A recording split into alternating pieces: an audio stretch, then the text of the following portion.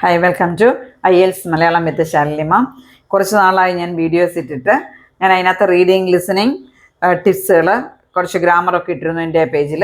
നമുക്കിന്ന് ഇനി മുതൽ ഞാൻ തുടർച്ചയായിട്ട് ക്ലാസ്സുകൾ നിങ്ങൾക്ക് ഇട്ടുതരാം. ഇന്ന് നമുക്ക് റൈറ്റിങ് സ്റ്റാർട്ട് ചെയ്യാം. എല്ലാവർക്കും പേടിയാണ് IELTSനകത്ത് റൈറ്റിംഗ് എന്ന് പറഞ്ഞാൽ. വളരെ സിമ്പിളായിട്ട് അതിൻ്റെ കുറച്ച് കാര്യങ്ങൾ മനസ്സിലാക്കി വെച്ചാൽ നന്നായിട്ടത് 7.5 8.5 സ്കോർ വാങ്ങിക്കാം. ഒരു പാടും ഇല്ലത്. അതിന് എങ്ങനെയാണെന്ന് ഞാൻ കൃത്യമായിട്ട് IELTS റൈറ്റിങ്ങിനെ കുറിച്ച് പറഞ്ഞുതരാം. നിങ്ങൾക്കറിയാം IELTS റൈറ്റിംഗ് എന്ന് 2 ടാസ്ക് ഉണ്ട്. Task 1, task 2. ടാസ്ക് 1-നകത്ത് എന്തൊക്കെയാണ് ചോദിക്കുന്നത്? Task 1 graph, table, pie chart, process, അങ്ങനെ മാപ്പ്, അങ്ങനെയുള്ള കാര്യങ്ങളെ കുറിച്ചാണ് ഇതിനകത്ത് ചോദിക്കുന്നത്. ടാസ്ക് 1 ടോട്ടൽ 1 hour ആണ്. റൈറ്റിങ്ങിന് ടോട്ടൽ 1 hour ആണ്. Task 1 20 minutes, task 2 40 minutes. Task 1 20 minutes, 150 വേർഡ്സിൽ ആൻസർ എഴുതണം. ഓക്കെ. ടാസ്ക് 2 40 minutes, 250 വേർഡ്സിൽ ആൻസർ എഴുതണം. എപ്പോഴും മാർക്ക് കൂടുതലുള്ളത് ഏതിനാണ്? ടാസ്ക് 2-ലാണ്. ടാസ്ക് 2 ആണ് എസ്സേ റൈറ്റിംഗ്. ടാസ്ക് 1 കുട്ടികൾക്ക് പിന്നെയും കുറച്ചുകൂടെ പേടി കുറവുണ്ട്. ടാസ്ക് 2 എസ്സേ എഴുതുന്ന കാര്യം പറയുമ്പോൾ അയ്യോ മാം പേടിയാണ് അങ്ങനെ പറയും. എവിടെയെങ്കിലുമൊക്കെ പഠിച്ചിട്ട് വരുന്ന കുട്ടികളാണെങ്കിലും എസ്സേസ് എഴുതാനായിട്ട് വളരെ പേടിയാണ് പറയുമ്പോൾ. അപ്പോൾ ഞാൻ ഇൻസ്റ്റിറ്റ്യൂട്ടിൽ ഫോളോ ചെയ്യുന്ന ആ മെത്തേഡ് നിങ്ങൾക്കും പറഞ്ഞുതരാം. വളരെ സിമ്പിളായിട്ട് പ്രീവിയസ് ക്വസ്റ്റ്യൻസ് റെപ്പറ്റീഷനാണ്. ഓരോ ടൈപ്പ് ക്വസ്റ്റ്യൻ, പല ടൈപ്പ് ക്വസ്റ്റ്യൻ ഉണ്ട്. അത് ഓരോന്നും മനസ്സിലാക്കി അതിൻ്റെ ടാസ്ക് എന്താണെന്ന് മനസ്സിലാക്കി നിങ്ങൾക്ക് ഞാൻ ഫുള്ളായിട്ട് സീരിയസ് ആയിട്ട് റൈറ്റിങ്ങിനെ കുറിച്ച് ക്ലാസ് എടുക്കാം. അപ്പോൾ നമുക്ക് സ്റ്റാർട്ട് ചെയ്യാം.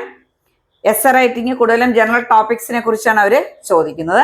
ടാസ്ക് 2 ആണ് മോർ ദാൻ വേ ചെയ്യുന്ന ഏതിനേക്കാളും ടാസ്ക് 1-നേക്കാളും. റൈറ്റിംഗ് എന്ന് പറയുന്നത് തിങ്കിങ് പ്ലസ് ഓർഗനൈസേഷനാണ്. ചിന്തിച്ച് നമ്മൾ അതിനൊരു രൂപം ഉണ്ടാക്കുക എഴുതാൻ പോകുന്നതിന്. അതെങ്ങനെയാണെന്ന് ഞാൻ പറയാം. ശരിക്കും 40 minutes ആണെന്ന് ഞാൻ പറഞ്ഞു. ടാസ്ക് 2 എസ്സേ, നമുക്ക് ടാസ്ക് 1 പിന്നെ പഠിക്കാം. ഞാൻ എസ്സേ റൈറ്റിംഗ് ആണ് ഇപ്പോൾ പറഞ്ഞുതരാൻ പോകുന്നത്. ടാസ്ക് 2 40 minutes ആണ്. ശരിക്കും അതിനൊരു പ്ലാൻ ഉണ്ടാവണം. ഈ 40 minutes-നെ നോർമലായിട്ട് അവർ ഡിവൈഡ് ചെയ്യാൻ പറഞ്ഞിരിക്കുന്നത് 10 minutes brain storming, then 25 minutes writing, 5 minutes edition. നിങ്ങൾ ഓർക്കും 25 minutes മതിയോ എഴുതാനെന്ന്. ശരിക്കും 25 minutes പോലും വേണ്ട. ആദ്യത്തെ 10 minute ബ്രെയിൻ സ്റ്റോമിങ് നന്നായിട്ട് ഉപയോഗിച്ചാൽ. അതെന്താണെന്ന് ഡീറ്റെയിൽ ആയിട്ട് ഞാൻ പറഞ്ഞുതരാം.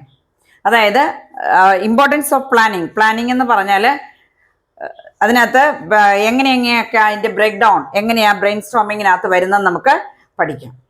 ഓക്കെ.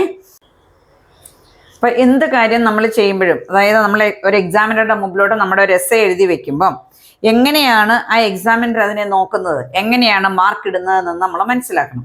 അതാണ് എസ്സേയുടെ ക്രൈറ്റീരിയ, ചെക്കിംഗ് ക്രൈറ്റീരിയ എന്ന് പറയുന്നത്. കുറച്ച് കാര്യങ്ങളുണ്ട്. 4 കാര്യങ്ങളാണ് അതിനകത്ത് ഒരു എക്സാമിനർ മാർക്ക് ഇടുന്നത്. 4 കാര്യങ്ങളെയാണ് നിങ്ങളുടെ എസ്സേയിൽ ഉണ്ടോ എന്ന് നോക്കുന്നത്. ഫസ്റ്റ് 1 എന്ന് പറയുന്നത് ടാസ്ക് അച്ചീവ്മെന്റ് അല്ലെങ്കിൽ task response. Means whether you write the correct answer of the question. Answer the question. അതാണ് എന്തെന്ന് പറയുന്നത്? Task achievement. ചോദിച്ച ചോദ്യത്തിന് ഉത്തരം കൊടുത്തിട്ടുണ്ടോ എന്നുള്ളതാണ് ടാസ്ക് അച്ചീവ്മെന്റ്. നിങ്ങൾ ഓർക്കും അത് എന്താണ്, ഇത്ര വലിയ കാര്യം എന്താണെന്ന്. ഇതിനെക്കുറിച്ച് അറിയാത്ത ഒരാൾ ചിലപ്പോൾ വിചാരിക്കും ക്വസ്റ്റ്യൻ്റെ ആൻസർ എഴുതിയാൽ പോരെ. അതല്ല, IELTSനകത്ത് കുട്ടികൾക്ക് എപ്പോഴും കൺഫ്യൂഷൻ ആവുന്ന ടാസ്ക് ഐഡന്റിഫൈ ചെയ്യാനാണ്. ക്വസ്റ്റ്യൻ മാറിപ്പോവും. ആൻസർ എഴുതുമ്പോൾ അതിൻ്റെ ക്വസ്റ്റ്യന് റിലേറ്റ് ചെയ്ത ആൻസർ ആയിരിക്കില്ല ചിലപ്പോൾ എഴുതുന്നത്. അതൊക്കെ ഡീറ്റെയിൽ ആയിട്ട് ഞാൻ ഇനിയുള്ള ക്ലാസ്സുകളിൽ പറഞ്ഞുതരാം. രണ്ടാമത് ലെക്സിക്കൽ റിസോഴ്സ്, അതായത് vocabulary. According to the answer, according to the situation, suitable words, suitable vocabulary അവിടെ യൂസ് ചെയ്യണം. അതാണ് lexical resource. Next criteria coherence and cohesion, CC എന്ന് പറയും. അത് രണ്ടും കോറിലേറ്റഡ് ആണ്. കൊഹിറൻസ് മീൻസ് നിങ്ങൾ എഴുതുന്ന എസ്സേയുടെ ഐഡിയ ലിങ്ക് ചെയ്യുന്നത്, linking of the ideas. Cohesion means ഈ ഐഡിയ ലിങ്ക് ചെയ്യാൻ ഉപയോഗിക്കുന്ന language, linking of the language. Then the last one, പക്ഷേ not least, grammatical range and accuracy.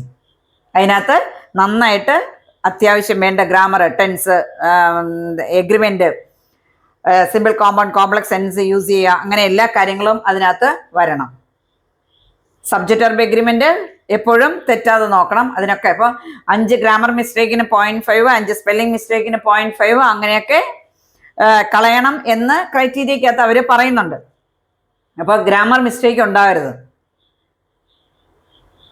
അപ്പോൾ ഗ്രമാറ്റിക്കൽ റേഞ്ച് ആൻഡ് ആക്യുറസി. അപ്പോൾ 4 ക്രൈറ്റീരിയ: ടാസ്ക് അച്ചീവ്മെന്റ് അല്ലെങ്കിൽ task response, lexical resource or vocabulary, coherence and cohesion, then grammatical range and accuracy.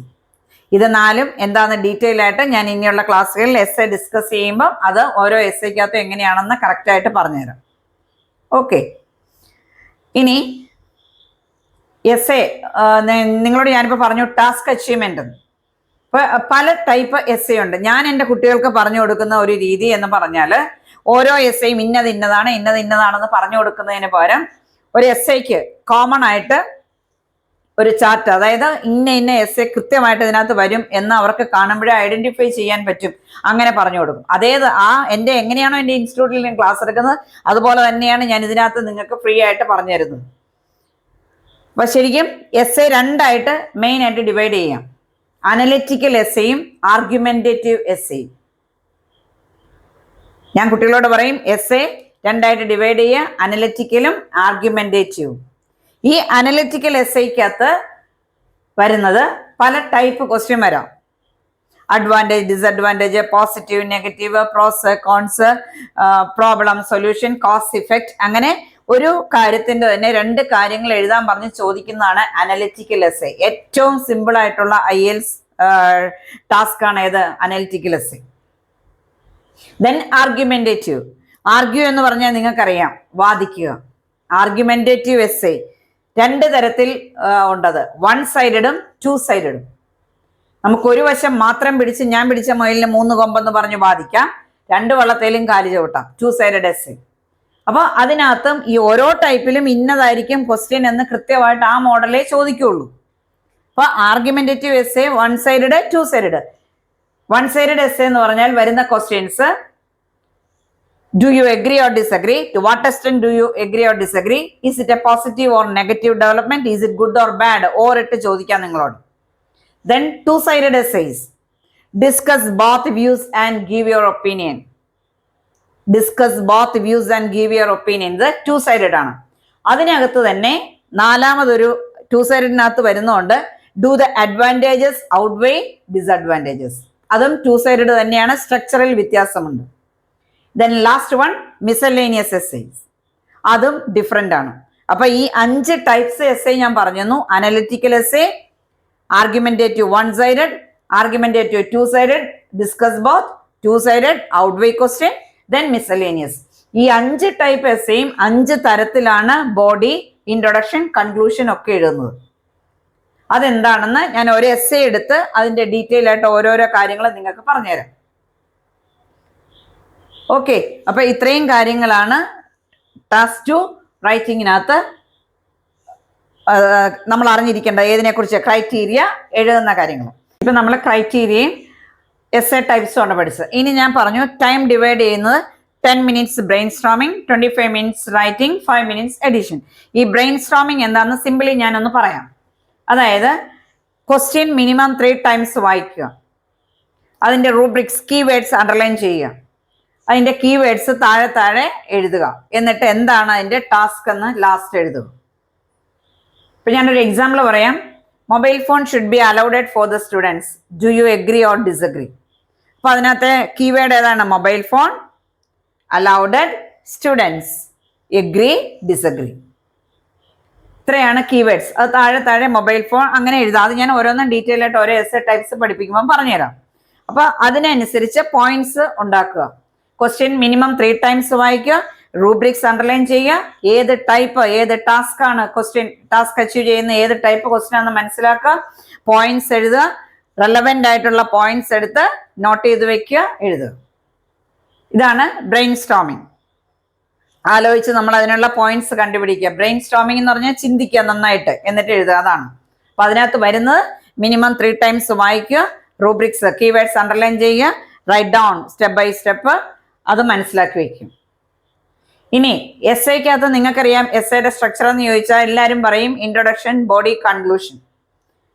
Same ആണ്. IELTSനും ഇതൊക്കെ തന്നെയാണ്, introduction, body, conclusion. പക്ഷേ ഓരോന്നിനും അതിൻ്റെതായ purpose ഉണ്ട് IELTSൽ. അത് ഇങ്ങനെ ആയിരിക്കണം, ഇൻട്രൊഡക്ഷൻ ഇങ്ങനെ ആയിരിക്കണം, ബോഡി ഇങ്ങനെ ആയിരിക്കണം, കൺക്ലൂഷൻ ഇങ്ങനെ ആയിരിക്കണം.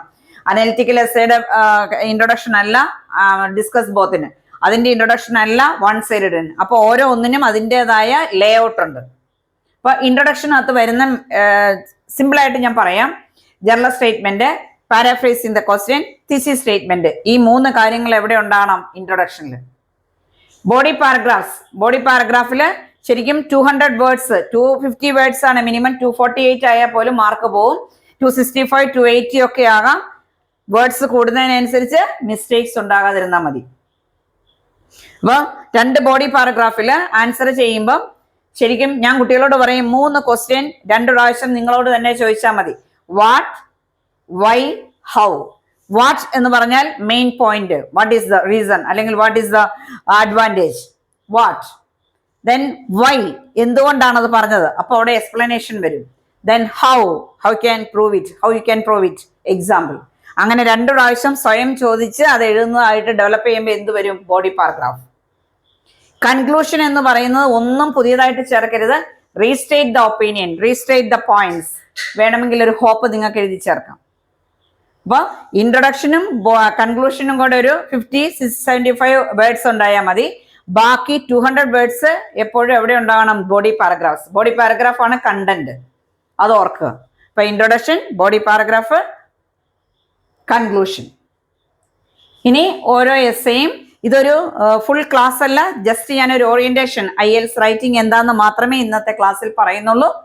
ഓരോ ക്ലാസ്സിലും ഇനി ഓരോ ടൈപ്പ് എസ്സേ എടുത്ത് അത് ഡീറ്റെയിൽ ആയിട്ട് ഞാൻ നിങ്ങൾക്ക് പറഞ്ഞു തരാം. ആൻസർ സഹിതം എങ്ങനെയാണ് ഡെവലപ്പ് ചെയ്യുന്നത് എന്ന് പറയാം. ശരിക്കും 20 സെന്റൻസസ് ഉണ്ടെങ്കിൽ ഒരു 250 വേർഡ്സ് എസ്സേ എഴുതാന്നാണ് പറയുന്നത്. അതായത് 3 simple sentence, 5 compound sentence, 12 complex sentence. അപ്പോഴേ നിങ്ങൾക്കറിയാം കോംപ്ലക്സ് സെന്റൻസിനാണ് മാർക്ക് കൂടുതൽ. റൈറ്റിങ്ങിനകത്ത് എപ്പോഴും ഭംഗി മാർക്ക് കിട്ടുന്നത് ഏതിനാണ്? Complex sentence. കുത്തിടാതെ നീട്ടി എഴുതുന്നതല്ല കോംപ്ലക്സ് സെന്റൻസ്. ഗ്രാമാറ്റിക്കൽ സ്ട്രക്ചർ ഉപയോഗിച്ച് ഐഡിയ ഡെവലപ്പ് ചെയ്ത് എഴുതുന്ന സെന്റൻസ് ആണ് ഏത്? Complex sentence. അതിനാണ് ഭംഗിയും അതിനാണ് എക്സാമിനർ മാർക്കും തരുന്നത്. ഇപ്പൊ റൈറ്റിങ്ങിനെ കുറിച്ച് ഞാൻ സിംപ്ലി ഒരു ഓറിയന്റേഷൻ ആണ് നിങ്ങൾക്ക് ഇപ്പൊ തന്നത്. അതും ടാസ്ക് 2 റൈറ്റിംഗ് എസ്സേ. ഇനിയുള്ള ക്ലാസ്സുകളിൽ ഓരോന്നും ഞാൻ ഡീറ്റെയിൽ ആയിട്ട് ഓരോ ടൈപ്പ് എസ്സേയും നിങ്ങൾക്ക് 1 by 1 അതിനകത്ത് വരുന്ന ഡിഫറെന്റ് ക്വസ്റ്റ്യൻസ്, എക്സാമിന് വരുന്ന ക്വസ്റ്റ്യൻസ് തന്നെ ഡിസ്കസ് ചെയ്ത് തരാം. അപ്പൊ ഇന്നത്തെ ക്ലാസ് എല്ലാവരും ഒന്ന് ശ്രദ്ധിച്ച് കേൾക്കുക. ഇഷ്ടപ്പെട്ടെങ്കിൽ ലൈക്ക്, കമന്റ്, സബ്സ്ക്രൈബ് ചെയ്യാത്തവരാണെങ്കിൽ ചെയ്യുക. ഞാൻ സിമ്പിളായിട്ട് എൻ്റെ ഇൻസ്റ്റിറ്റ്യൂഷനിലെ കുട്ടികൾ എന്നോട് പറഞ്ഞിട്ടാണ് ഞാൻ ഇങ്ങനെ ഒരു ക്ലാസ് യൂട്യൂബിൽ തുടങ്ങിയത്. മാം ഇതിങ്ങനെ ചെയ്യ് എന്ന് പറഞ്ഞിട്ടാണ്.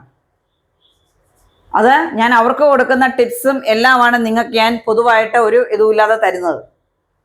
അവരോട് ഫീസ് മേടിച്ചുകൊണ്ട് പറഞ്ഞു കൊടുക്കുന്നു, നിങ്ങൾക്ക് ഫ്രീ ആയിട്ട് ഞാൻ തരുന്നു. അപ്പോൾ അറ്റ്ലീസ്റ്റ് ഒരു ലൈക്ക്, കമൻറ്റ്, സബ്സ്ക്രൈബ് ചെയ്യാത്തവരാണെങ്കിൽ ചെയ്യുക. റൈറ്റിങ്ങിൻ്റെ അടുത്ത ക്ലാസ്സിൽ ഉടനെ വരാം. Thank you.